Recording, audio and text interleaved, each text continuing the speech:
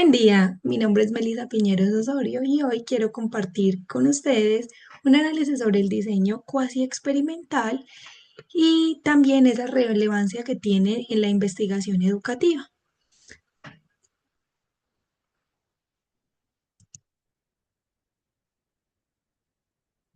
Pues como sabemos, la investigación en el aula no es solamente un ejercicio académico, sino que también es ese motor que da los procesos para poder tener una mejora pedagógica y para poder tener unos cambios significativos. Pero para que esto pase, entonces tenemos que tener unos métodos que respeten la complejidad de los entornos escolares en los cuales nos relacionamos y que nos permita intervenir sin ignorar esos procesos de realidad social que tienen los niños y las niñas en la escuela. Es por esto entonces que para poder realizar la propuesta de gamificación como estrategia para el fortalecimiento de la lectoescritura en la educación inicial en la institución educativa Carlos Viejo Ortiz, se requiere seleccionar el diseño cuasi experimental. Entonces, en la institución educativa se evidencia que hay una falta de estrategias pedagógicas en ese desarrollo de competencias de iniciación en procesos de lectoescritura, ¿cierto? Entonces, en los estudiantes de preescolar se observa que a veces hay poca atención, poca comprensión y que a su vez hay poca motivación. Entonces, esas actividades tradicionales no son suficientes para ellos, por lo cual se está perdiendo ese proceso.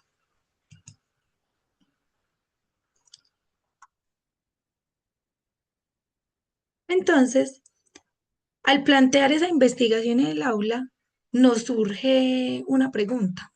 Entonces, ¿por qué elegir un proceso de un diseño cuasi experimental?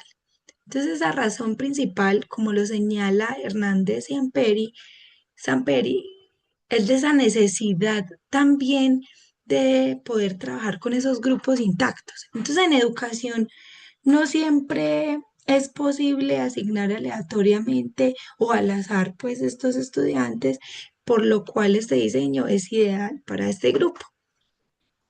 Entonces tenemos que, a partir de la investigación, la práctica, la mejora que tenemos, lograr ese proceso de aprendizaje.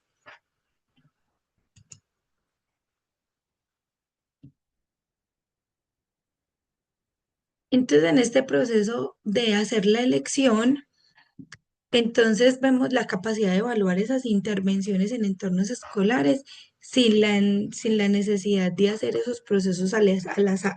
Pero como observamos también en el diagrama, pues la estructura es clara. Entonces tenemos que inicialmente hay un pretest para establecer esa línea base. También tenemos los procesos de intervención, que es cuando ponemos e implementamos la propuesta pedagógica y también cerramos entonces con un post-test para medir ese impacto. Entonces, esta secuencia es lo que nos permite validar a nivel científico si esa intervención que tuvimos en el aula de clase generó un cambio esperado o si por el contrario no obtuvo el cambio que se tenía planteado o planeado desde el inicio.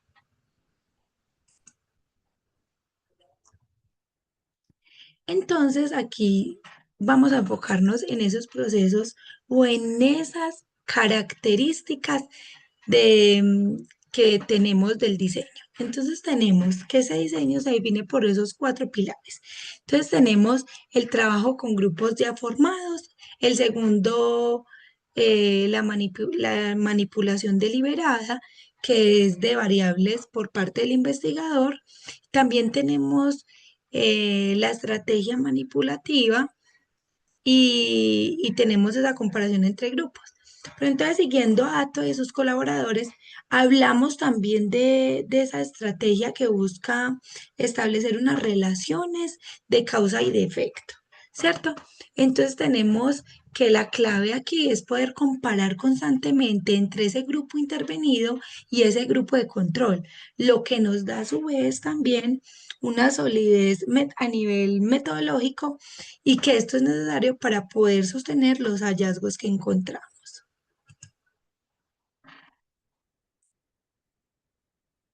Y entonces este diseño cuasi experimental nos ofrece unas ventajas fundamentales que lo hacen valioso, ¿cierto? Entonces, ¿qué nos ofrece este camino?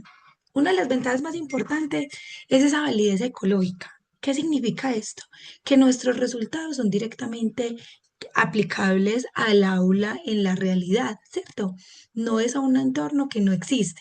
Entonces, además, es un diseño profundamente que permite esos procesos a nivel ético, que preserva esos vínculos de los niños y las niñas, que es algo que es supremamente importante pues en esa etapa inicial. Y finalmente también tenemos la viabilidad, ¿cierto? Que- porque la práctica es esa herramienta perfecta para los docentes que buscamos entonces hacer esos procesos de investigación dentro de esas limitaciones también que observamos a nivel del tiempo, de los recursos, que es lo que más pasa en las instituciones educativas. Pero así como tenemos unas ventajas, también se presentan unas limitaciones. Entonces aquí tenemos unos desafíos que tenemos que tener en cuenta. Y Y entonces esto nos hace reconocer que Sampieri es muy claro al advertir que al no haber esos procesos que son el de elegir al azar, ese control de las variables puede ser menor, ¿cierto? Y entonces existen unas fuentes de invalidación y que aparecen como esos factores externos o ambientales que también influyen en todo este proceso. Por eso, entonces, siempre tenemos que situarnos en ese contexto específico donde estamos y a través de esto podemos tener una interpretación correcta de los resultados. Entonces, aquí tenemos ese control de variables, las fuentes de invalidación y la generalización precavida.